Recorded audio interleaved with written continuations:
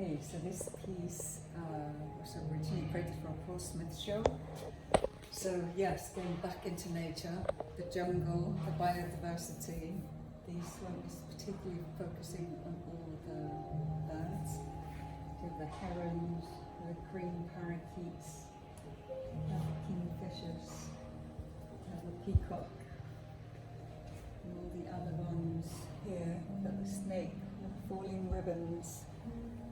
You've got the rosy-cheeked monkeys with a feather-like bow as a headdress. And on this one you have very particular butterflies which have kind of fallen through the forest, almost in a transparent quality, and picked up little copies of the forest. It has the pink and the green forest. This one has lilies. There's another one here. It's kind of gone through a structure and picked up another butterfly.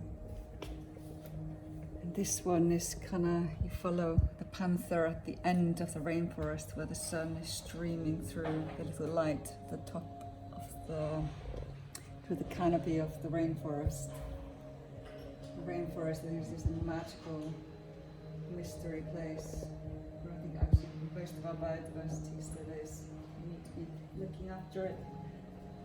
This one has the gold leaves, the gold butterflies, and all the other different flora and fauna, which was very rich and dense. You see very strong Victorian engravings, the black and white elements are very much here at play, whereas in the other pieces, a lot of the contrasting elements have been used. Yes.